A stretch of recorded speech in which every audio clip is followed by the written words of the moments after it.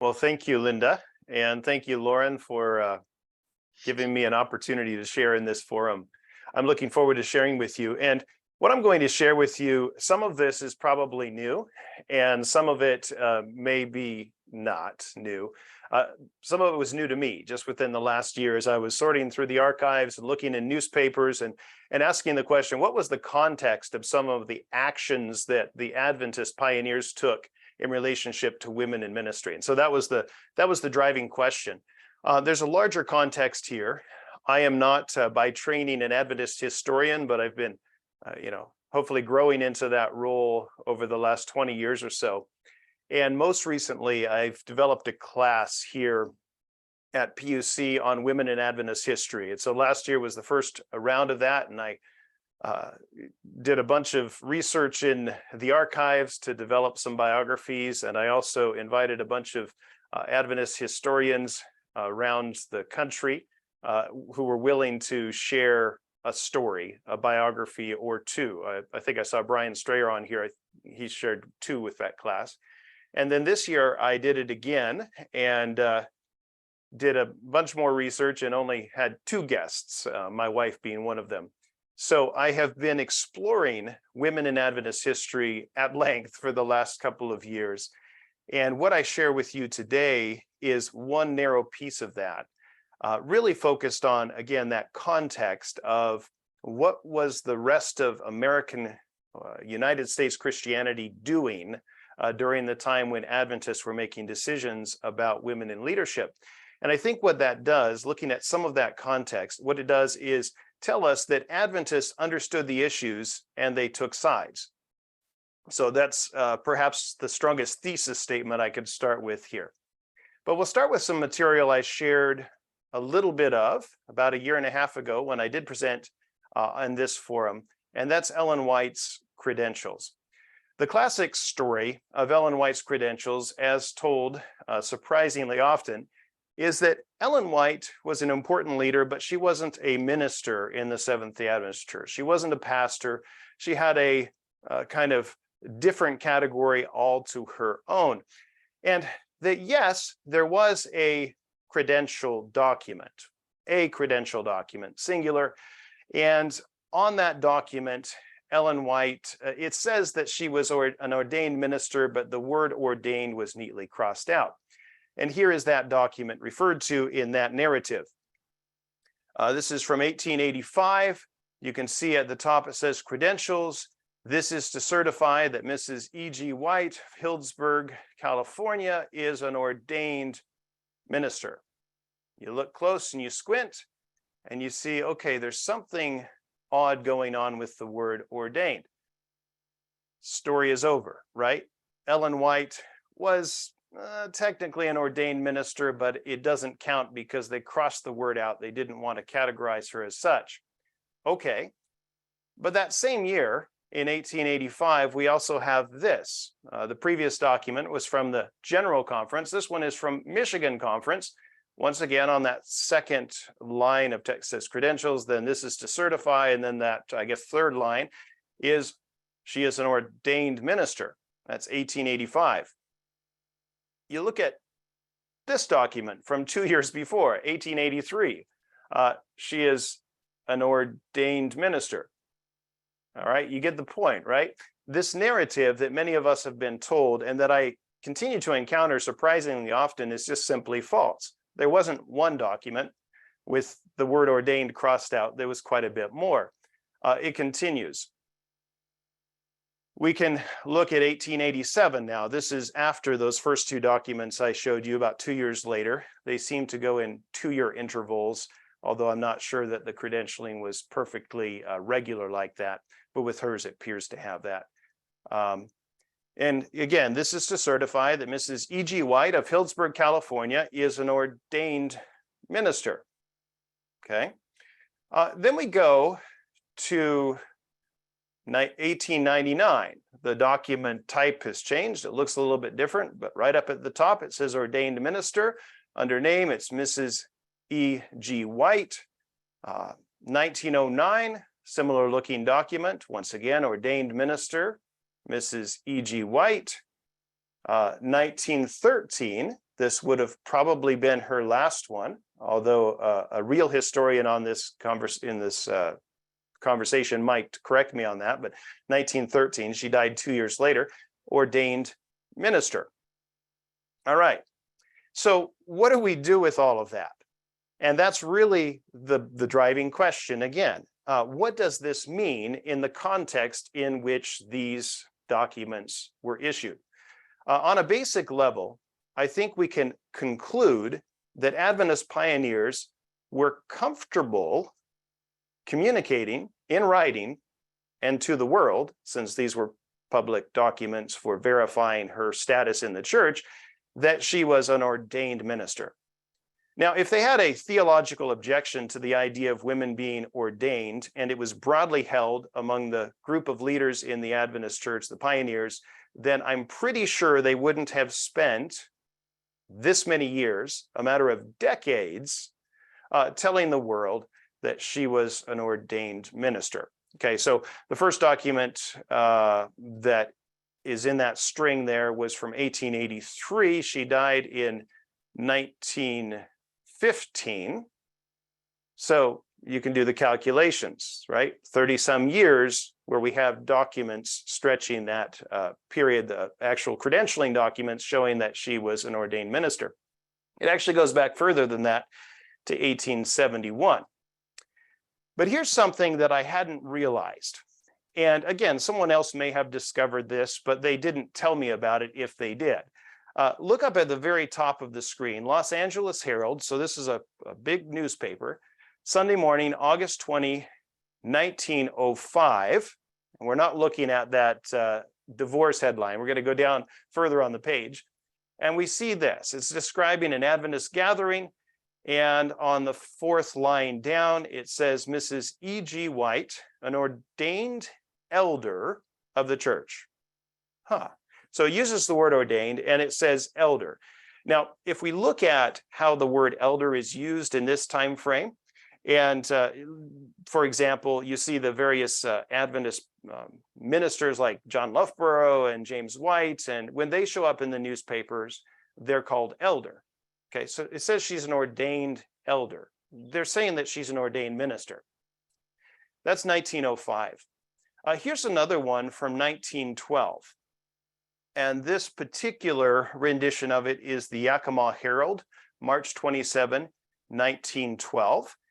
And this appears in a number of different newspapers across the country. It's one of those articles that gets syndicated from place to place. So this is just one example, but it appears many times. And here it's describing how a woman minister talks on parents' duties. Now that expression, woman minister, is also an interesting one to explore in the newspapers during this time. There seems to be a lot of novelty. There's kind of it's seen as a novelty when we have woman ministers during this time. And so it gets some press. It's talked about in various ways, sometimes derisively, sometimes with admiration. So Ellen White is in that category of the woman minister. And here's what it says about her. Mrs. E.G. White, 84 years old, of St. Helena, California. That's just down the hill from me right now. Who is the only woman ordained to the ministry in the denomination, addressed the Seventh-day Adventist Ministerial Institute in session at Central Park Hall. Okay, so in 1905, the Los Angeles Herald mentions that she's an ordained elder. Here it calls her the only woman who is an ordained minister in the Seventh-day Adventist denomination. So this is publicly known. And it's also seen as a novelty, novel enough to mention it. It's in that larger context of seeing woman ministers as novel thing. And Ellen White is publicly known as ordained. Okay. She's also mentioned in the newspapers many other times. I found a dedication for Hillsburg College, which is the forerunner of PUC, where she's described as the ablest minister in the denomination. Okay, she's widely known as a minister in the denomination. And she's also functioning as such. She's doing all the main things that ministers do. Sometimes people fixate on, well, she didn't baptize or solemnize marriages. that's more of a concern of ours now. She was preaching evangelistic series. She was doing administrative work. She was functioning in all the significant ways that a minister functions. She had those ordination credentials, and the public knew it. Okay, so that's the context, and I think that that's fascinating. And I've given you a little bit of a taste of some of the things that I found in the newspapers that provide context. But now I want to go a little bit deeper into that, and we'll talk about the national debate over women in ministry, because there was one. And once again, my thesis, my argument is that the Adventists absolutely knew the issue. And when they took actions supporting women in leadership, they were taking a side on a politically polarizing issue that was polarizing the religious world across the United States at the time. I think that adds force to the decisions that they made. All right, so let's look at that national debate. And you can see that I've provided you a bit of a timeline there from 1853 to 1882. And we will look at each of those points, and I'll show you a document or a picture in relationship to each one. So the first is that if we're backing up a bit from the documents I already showed you to 1853, we find a significant event occurs in the United States in the Protestant world, and it gets a whole lot of press. That is that the first U.S. woman is ordained to the ministry in a mainstream sort of denomination. Now, whether we can verify that she was the absolute first or not, I'm not sure I'm equipped to say that definitively, but she was touted as such at the time and continues to be touted that way by many histories that I've kind of surfed through to find out if this is verified. So I think it's a fairly solid date. 1853, first U.S. woman ordained. Here she is. This is a picture from her, looks like middle age. She was 28 years old when she was ordained to the ministry. And here's a newspaper article about it. This is the Staunton Spectator. It was once again syndicated across the country. There's a lot of press given to this, and it's September 28, 1853 edition. Here is the report. Ordination of a lady pastor.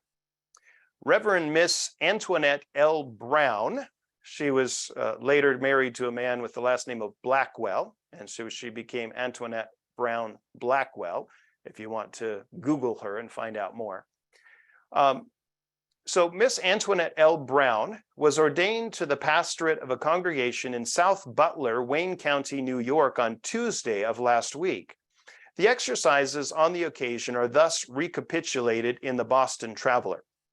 The parties engaged in the transaction were Reverend Mr. Nipper of Victoria, Honorable Garrett Smith, Reverend Mr. Lee of Syracuse, Mr. Cady of Cody, I think, one of the deacons of the church, Elder McCoon of Butler, Reverend Mr. Hicks of Walworth.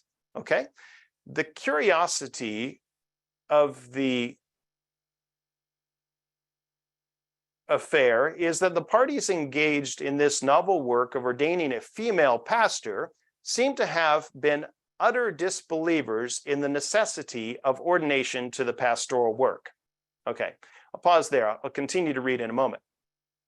But what's going to happen next is that they're going to describe an objection that apparently they have not understood, but I think we can understand because this is part of the conversation now. And that is ordination itself really biblical? So they're raising that question. What we'll also notice is that they are using some of the same texts. For example, Galatians 3. In Christ, there's neither, in Christ is the previous verse, but there's neither slave nor free, or Jew nor Greek, slave nor free, male or female, right? We use that to say those who are affirming women in leadership are saying that, hey, Christ came to bring equality back. So that's being used here in 1853 at this signal event of the ordination of Antoinette Brown.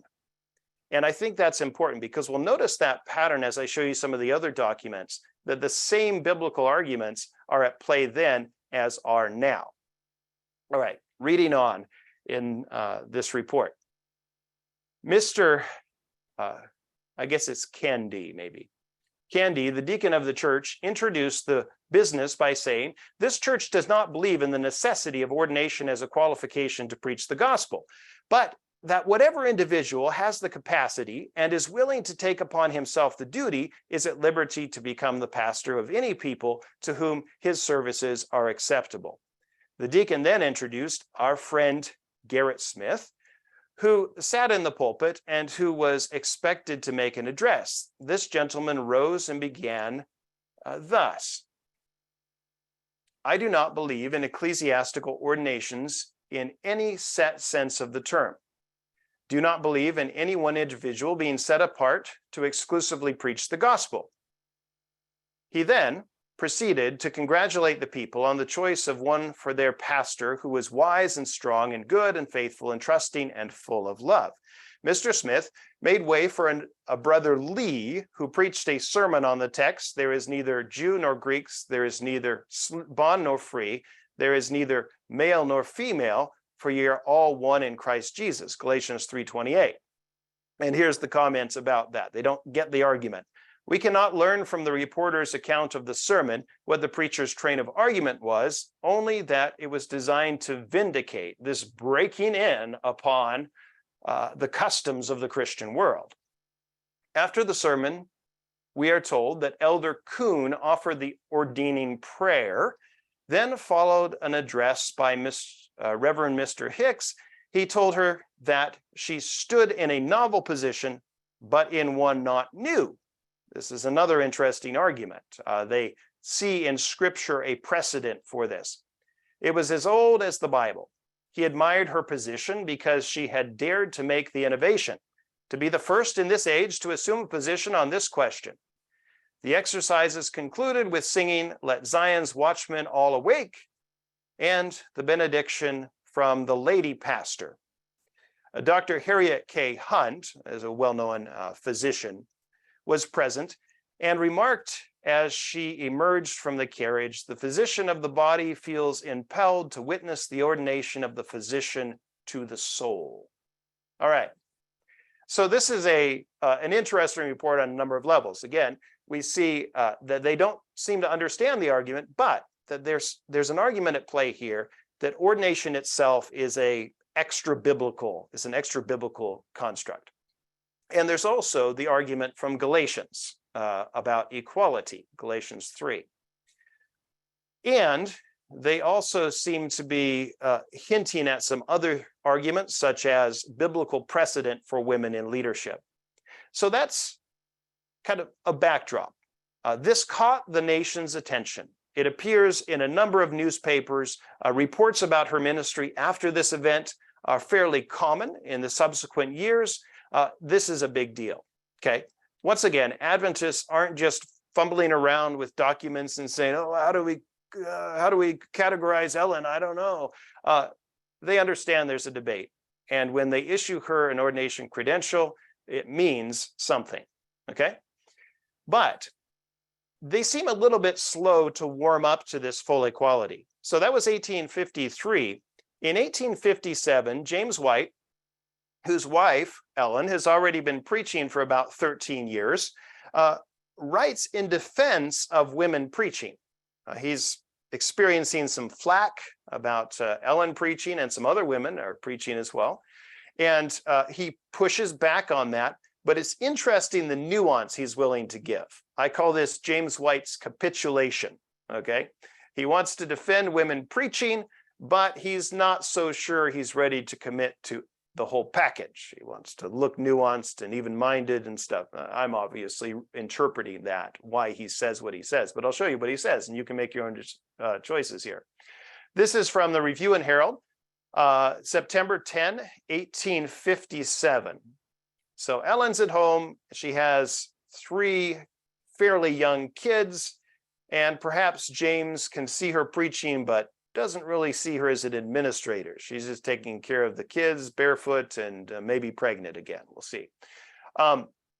maybe I shouldn't so loosely use those kinds of characters. I'm sorry, don't mean to offend anyone there. But it seems that he is still okay with some traditional patriarchy. Here's what he says. Paul says so. Says what? Let your women keep silent in the churches. But he's going to push back on that point. But what does this prove? It proves, say some, that women should not rise in social meeting and speak. He's talking about the common worship experience of early Adventists called social meetings, a kind of Methodist construct where people would stand and share a word from God, a scripture, a testimony, those kinds of things. And so he says, some are saying women shouldn't speak in these meetings. Well, what would you have them do? Let them do as Paul says. If they would learn anything, let them ask their husbands at home. Well, then, you and Paul would have the sisters all stay at home. He's obviously critiquing their logic. The obvious end result of that is that they have to stay home.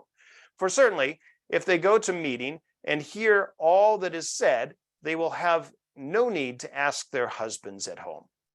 It is evident that if Paul meant that women should not speak in religious meetings, his words prove also that the sisters should not attend religious meetings. All right, so far so good. James is in James White fashion, he is ridiculing the other position by pointing to a hole in their logic, an inconsistency between their belief that women should come to the meetings, but they shouldn't speak.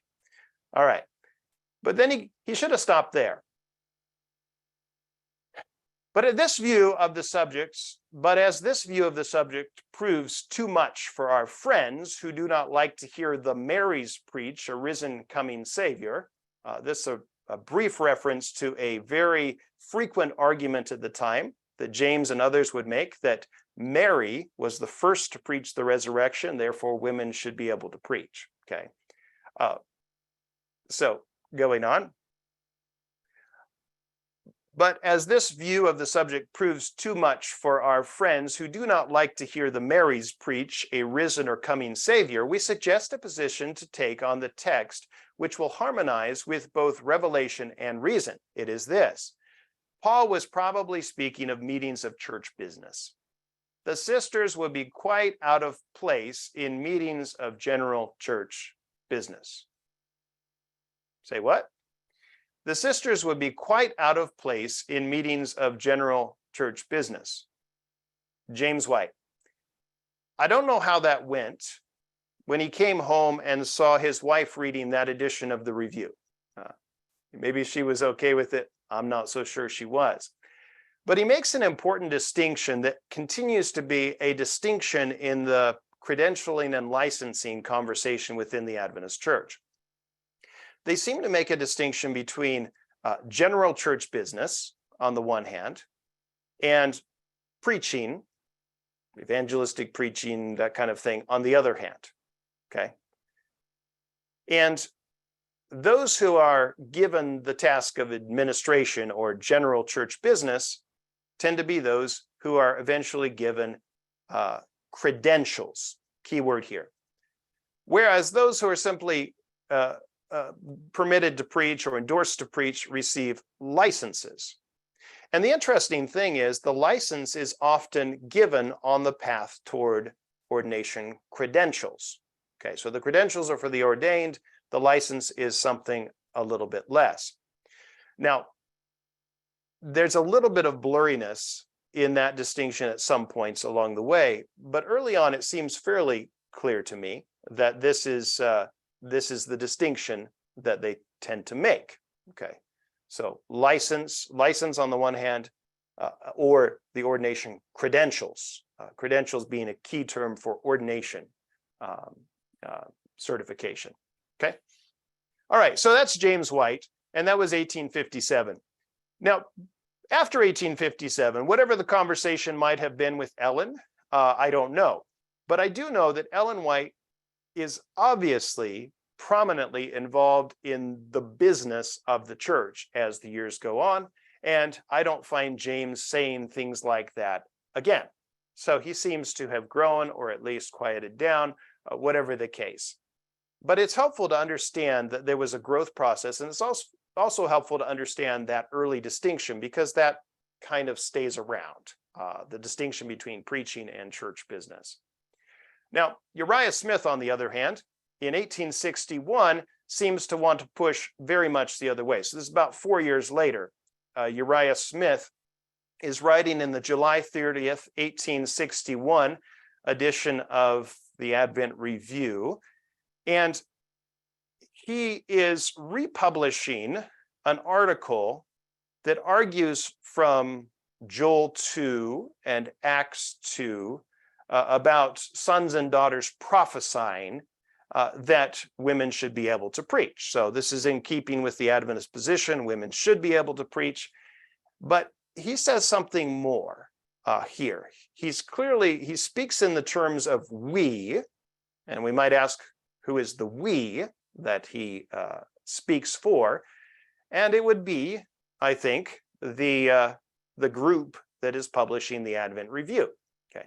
Now, Uriah Smith has interesting background. His sister Annie Smith, who wrote a hymn that most of us have probably sung, I saw one weary, sad and worn, the Blessed Hope song, and some other hymns. She died at age 27, but made a significant poetic contribution before that, as well as editorial.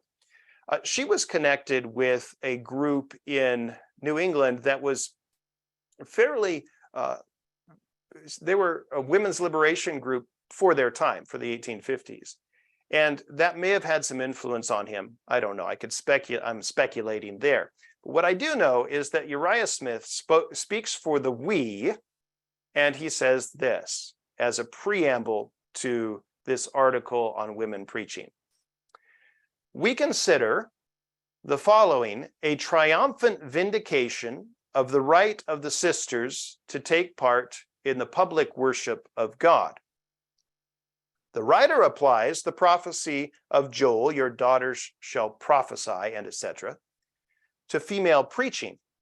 But while it must embrace public speaking of some kind, this, we think, is but half of its meaning.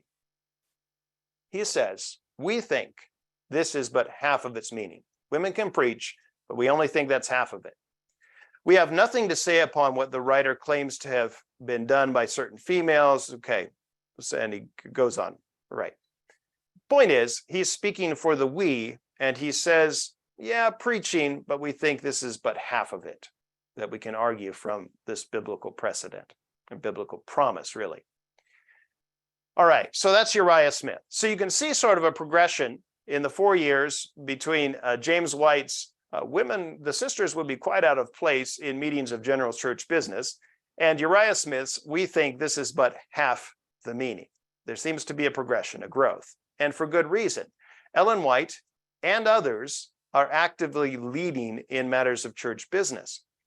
Once again, there are two certifications for ministry. Well, there are more than that, but I want to contrast these two that come into play here. License and credentials. Credentials being the ordination certificate, okay? And we're getting to this here. In 1869, we're going to see,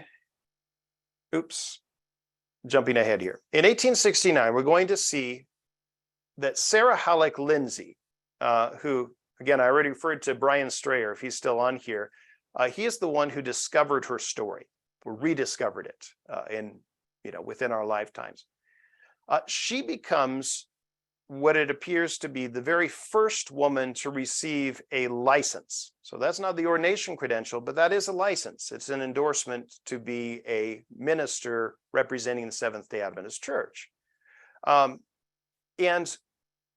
it's also ordination track, okay? Now, as far as I can tell, she never received an ordination credential, but she did receive the license. And that meant she was endorsed to be a minister in the Seventh-day Adventist Church. And she led at a very significant level. She was one of the primary leaders in New York, Pennsylvania during her heyday, okay? So in 1869, first woman to be licensed to minister within the Seventh-day Adventist Church. But there's a context once again. In the late 1860s, there is a crescendo of debate about women in leadership. And so when Adventists choose to license a woman as a pastor, they are taking a side in that debate. Here is one example of many that I could share with you from this time. This is the Memphis Daily Appeal, November 30th, 1869. And here is a Mrs. Ellen G., kind of a fun parallel, but in this case, Guston. Mrs. Ellen G. Guston, who was recently ordained pastor of the Christian Church, it's a denominational term, in West Mansfield, is the first woman ever ordained in the denomination. Okay, so we have this Ellen G. Guston. It's a big story. It appears in lots of papers, but it's in a context of a wider conversation where a number of denominations are debating whether to ordain women. And it's in that context that the Seventh-day Adventist leaders in New York and Pennsylvania issue this woman, Sarah Halleck Lindsay, a certificate, a license as a minister. So this is Advent Review, October 12, 1869, and here's where it's mentioned. They have a list of ministers receiving various certifications, and it says here last session. So right there where it says last session, prayer by Brother Andrews, credentials, so those are the ordination certificates, were granted to the following ministers: J.N. Andrews, we would expect that, C.O. Taylor, S.B. Whitney, R.F. Cottrell. Licenses, so there we have credentials, we have licenses. Licenses were given to E.B. Saunders, J.W. Raymond, H.W. Lawrence, C.B. Reynolds, S.A. Lindsay. That's Sarah Lindsay. Okay, she receives a license as a minister in the Adventist Church. That's 1869. And again, it comes in the context of a wider conversation about women in leadership. The Adventist leaders in that context apparently choose a side, at least to the extent of granting the license, which is the track to ordination. But did any women actually receive, in this context, during this debate, in the late 1860s, early 1870s, ordination credentials? Yes, Ellen White did. Check it out. This is 1871, another indication that this was a lively debate. Okay. And we have the Non-Episcopal Methodist Conference. I'm sorry for the kind of grainy image there. Down at the bottom of it, the last sentence of this report from the Non-Episcopal Methodist Conference says, the Committee on Female Ordination reported in favor of ordaining women for the ministry. 1871, this denomination and some others are debating specifically ordination. And we've already made this distinction between a license and a credential. Sarah Halleck in 1869 receives that license. And here we go to the Advent Review. This is February 14, 1871. And we see this: moved and voted that Sister Ellen G. White receive credentials. Credentials. You know what that means, right? That's ordination certification. Credentials from this conference, Michigan conference, ironically. All right. And if we want some more context to demonstrate the distinction between license and credentials, and that credentials really are the ordination ones, we can see right in the context. We see some famous names like James White, Joseph Bates, John Byington receiving their credentials again. And then we see Ellen White receiving her credentials on a separate vote, interestingly. And then we have down below, skip one paragraph, on motion it was voted that the following brethren receive licenses and that they be recommended to receive ordination. Okay, so the license is the path to ordination. Ellen White receives the ordination credentials. This is 1871. Okay, so somebody do the math. 1871 to 1915, the Seventh-day Adventist Church is telling the world that Ellen White is an ordained minister. She has the credentials. The public knows it. It's mentioned in the newspaper multiple times. Okay. I'm pretty sure that we cannot conclude that early Adventist leaders objected theologically to women being ordained and then reconcile it with this behavior. Obviously, it seems obvious to me that they didn't. Okay, and they didn't. Okay, they discuss it. They discuss women in leadership in various ways. There's an interesting discussion that occurs throughout 1879. It actually starts at the very end of 1878. It's not the only discussion on this topic within the Adventist Church. There are some earlier ones that play out on the pages of the Advent Review and the Signs of the Times. But it kind of kicks up again in late 1878, in early 1879, and goes on for about a year with a number of articles back and forth. None of them opposed to women in leadership, interestingly. At least I didn't find any, but different ways of making the case.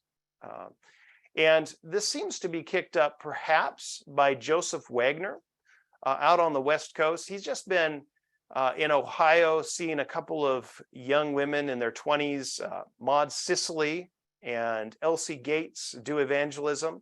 And he comes off of that impressed. He's the evangelist who comes into town and gets to take all the credit for all the baptisms, but they actually did the work and he knew it. And so he writes this, I think it's prompted by that experience perhaps. He writes this article endorsing women in leadership. And then there's a train of others that come after that. So that's 1879. Full Adventist debate begins again. I should probably nuance that. For example, this is the second one in that series, January 2, 1879. And this is by John Andrews. And I want to share this one with you because I think it's interesting once again to see how the same texts that are part of the debates today were very much part of the conversation then. Okay. May Women Speak in Meeting? That's the title of this one. And I'm just going to read it here. There are two principal passages cited to prove that women should not take any part in speaking in religious meetings. So he's especially addressing the public speaking again. These are 1 Corinthians 14, 34 through 36, and 1 Timothy 2:12. But a careful study of the books of Corinthians shows that the passage first referred to can have no such application. Now, it's kind of definitive. No such application. You can't go there with this text, buddies. All right. The Corinthian church was in a state of great disorder. The first chapter shows that they were divided into parties in reference to the apostles themselves. The fifth chapter shows, shows that one had taken his father's wife and the others did not mourn over this act. The sixth chapter shows that they went to law with the world and implies that they were guilty of violating the seventh commandment. The 11th chapter shows that when they celebrated the Lord's Supper, the rich ate and drank until they were intoxicated and the poor were waiting and suffering hunger. Interesting. I've never had a communion service quite that exciting. Now it appears from the 14th chapter that when they were assembled in meeting, the women threw everything into confusion by talking among themselves and acting with such decorum as to be a matter of shame to them.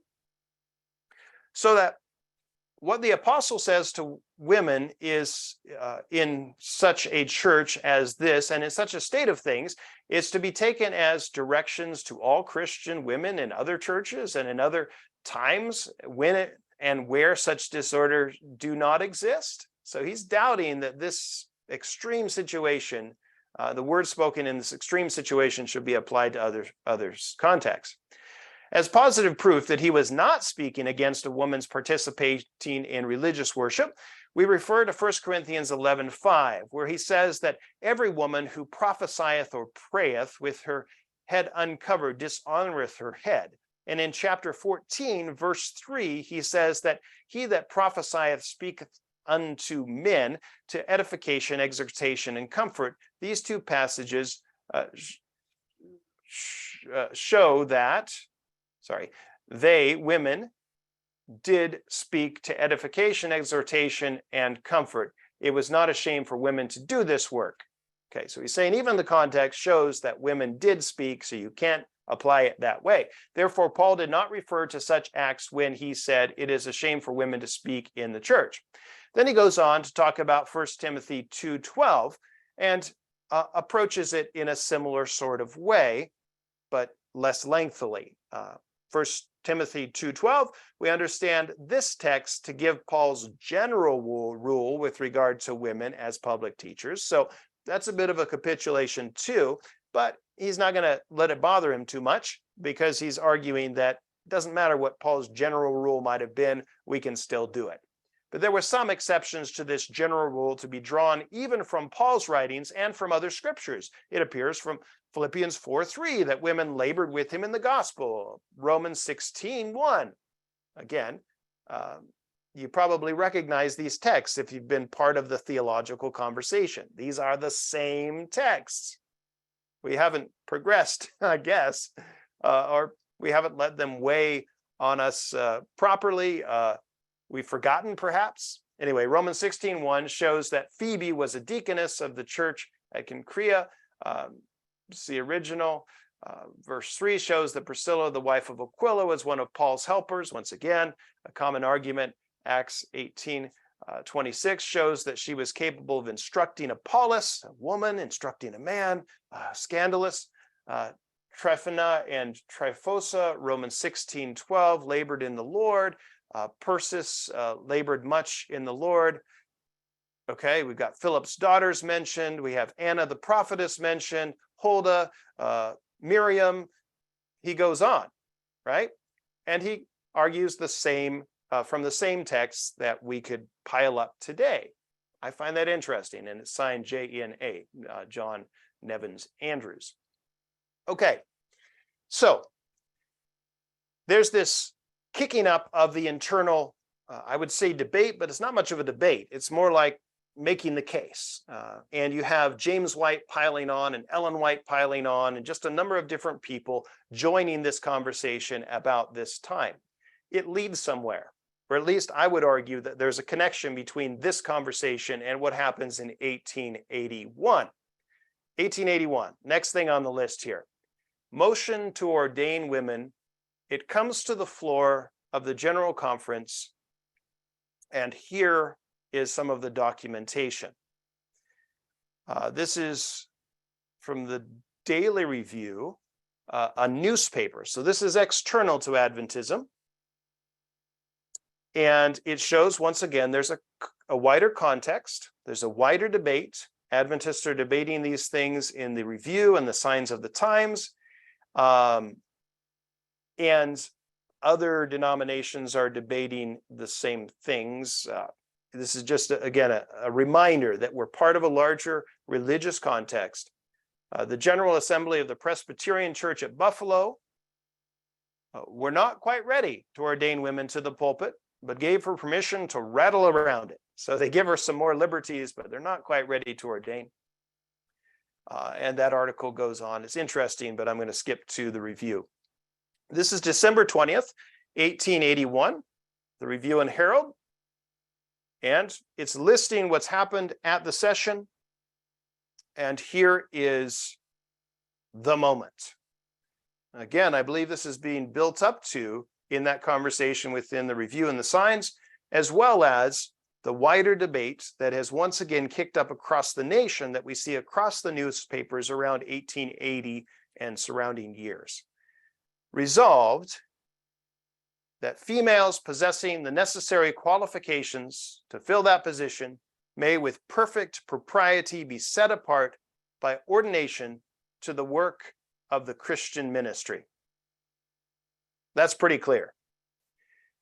There is this national debate It's been going on for a few decades. It is intensifying about 1881. And in December of 1881, Adventists bring this motion to the floor. Now, what happened with that motion? Do we or do we not currently have a voted General Conference voted policy, General Conference session voted policy to ordain women? Now, I'm not sure, but let me show you what we have. So there in the review, remember, this is placed in Michigan. It's a little bit more reserved back there. West Coast Adventism is a little bit more, is a little freer. Certainly over time is going to exhibit more women in leadership. Okay, more women trained in leadership. But there's the resolution. Resolve that females possessing the necessary qualifications to fill that position may with perfect propriety be set apart by ordination to the work of the Christian ministry. So the Michigan publication, Review and Herald, says this, following that resolution. This was discussed by J.O. Corliss, A.C. Bordeaux, E.R. Jones, D.H. Lamson, W.H. Littlejohn. These are all significant names in Adventist history. A.S. Hutchins, D.M. Canwright, and J.N. Loughborough, and referred to the General Conference Committee. So what does it mean that it was referred to the General Conference Committee? Was it referred there for implementation? Was it referred there for further debate, for further study? Was it sent there to committee to die? All right. This is, of course, there's some room for speculation and for various arguments. But what I find interesting is that the Signs out on the West Coast, 16 days later, categorized it as adopted. So that's interesting. Here we go. Signs of the Times, General Conference, and they admit they can only give a partial report. So I suppose we can make an argument that maybe they didn't have all the facts straight, but they certainly have the exact language of the resolution straight. We can give only a partial account of the proceedings as the report's still incomplete. We give extracts of the most general interest. As far as we have received, the following were among the resolutions adopted. Okay, skip the next one and go to the one below that, and there it is. Resolved that females possessing the necessary qualifications to fill that position may with perfect propriety be set apart by ordination to the work of the Christian ministry. Adopted. What did happen in the 16 days between the review reporting that it went to committee and Signs reporting that it was adopted? Did the committee decide to adopt it? Perhaps so.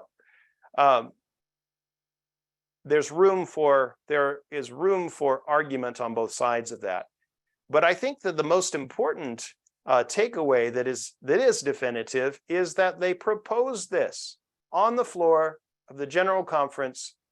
They sent it to committee. Signs says it was adopted. Whatever happened there, they proposed it. There was a national debate. You can see it play out on the newspapers. We know this was polarizing politically across the Christian world at the time, and Adventists were interested in taking a side. I think that's huge. We also see what they did with that. And what they did with that next is a little bit mixed. Because, of course, Ellen White, we've, I think, established clearly that Ellen White is an ordained minister. And most, perhaps all, of the other women who ministered in similar capacities, who were full-time in the ministry, didn't rise above license to credential. Now, I've had a couple of people tell me that there was at least one who did, Hetty Hurd Haskell, but I haven't been able to track down the documentation to be sure of that. So there might have been some others. But for the most part, by and large, it seems that women, for whatever reasons, didn't rise above license to ordination. However, they were licensed. They were given the opportunity to pastor churches, to lead out in conferences at all levels, local conference and general conference, and they were given a lot of space to work. Also, about this time, so 1881 was when that resolution went to the floor. in 1882, Healdsburg College opened. And one of the major thrusts of Healdsburg College was to train ministers. We had Battle Creek, but then Healdsburg comes about. It's to train ministers or people for various branches of the work. And it's explicit in the documents of the time, in the reports and the calls for students and things, that they want to train both men and women for ministry. And in fact, they did. Many women graduated from the ministerial courses, from the Bible worker courses at Healdsburg and went into the work, were paid such, were licensed for it. Okay. So Healdsburg College comes along and becomes a training school for a number of women in ministry. So that's one thing that they did with this. And there's more, I suppose, that we could explore. I'm looking at the time here, and I think I'll need to go through the last part here fairly quickly. But another piece of this that I do want to at least point to is that there were many, many, many, many, many women who shaped our denomination, who led in these roles, whether they were licensed or credentialed. They led in these roles to shape the denomination as we know it. And they were allowed to. So when we get to the debates of later times, the 1970s, 1973 Mohaven discussion, where they actually concluded that theologically it was all right for women to lead in the church and proposed that they pilot that some places that it would work. Or 1990, where we had the General Conference debate, or 1995, or the 2010 E60 policy debate. If you don't know what I'm talking about, then feel free to ask questions later. Or 2015 General Conference discussion. That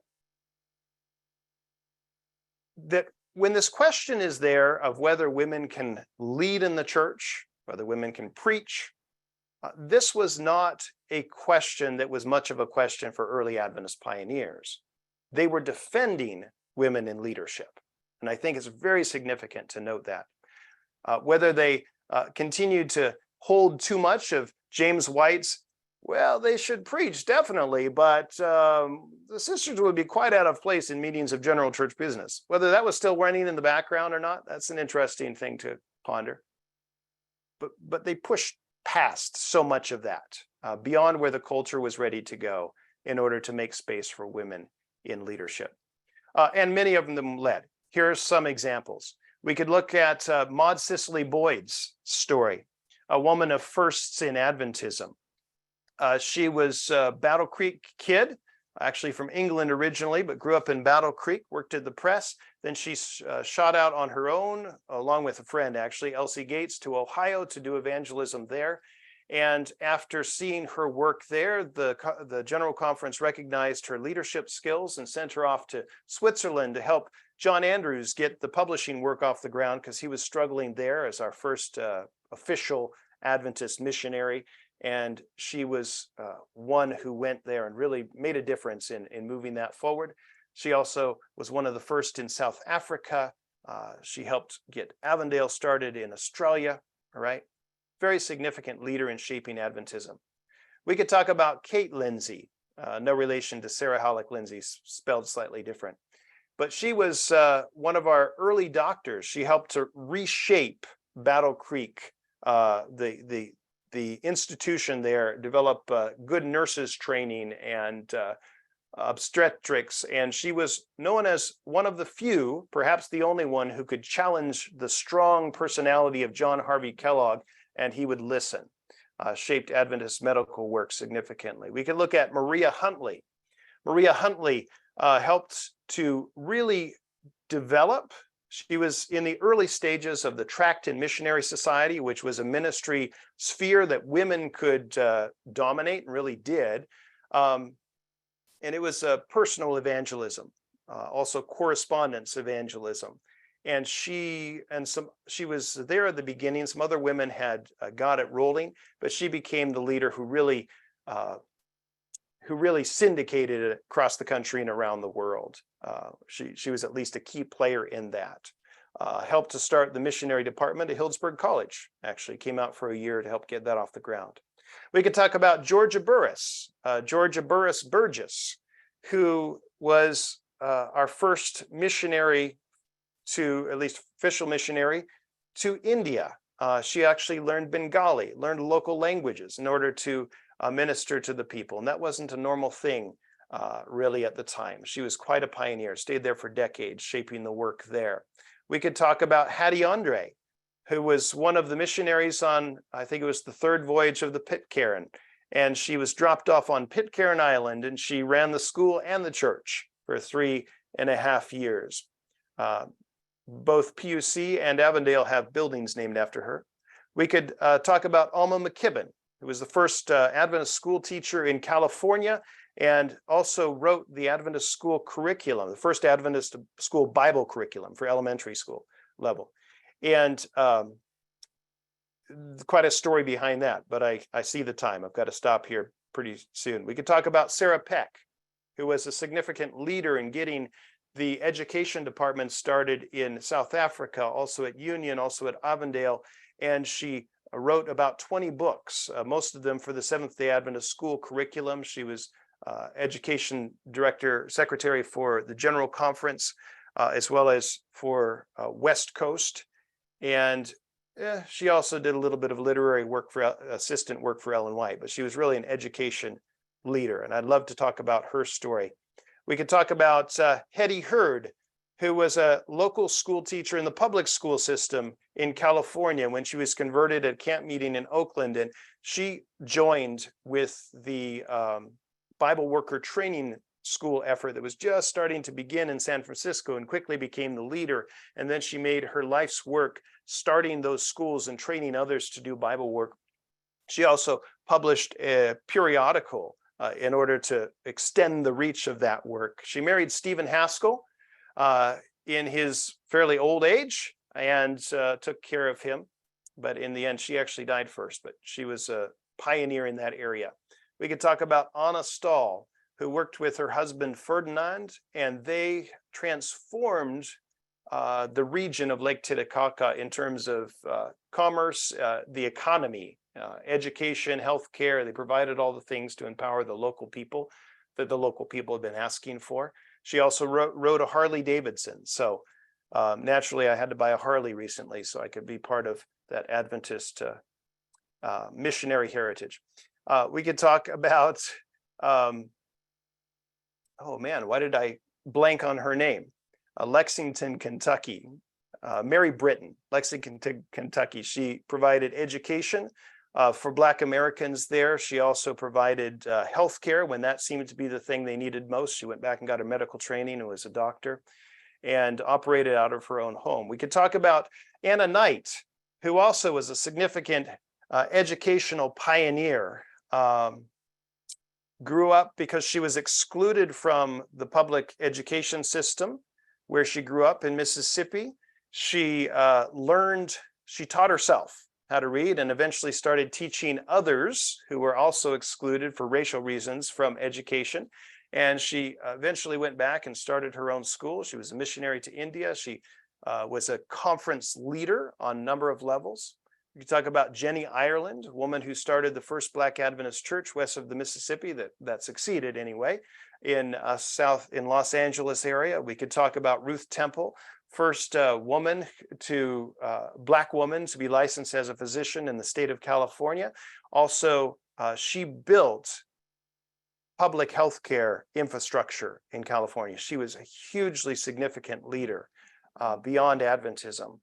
We could talk about Minnie Sipe, who counted it a great trial to be called a lady preacher at first, but was soon defending the cause. And when she would report in the newspapers, she would sign it, Minnie Sipe, pastor, SDA Church, and she was. The conference assigned her to a number of districts in Washington and Oregon.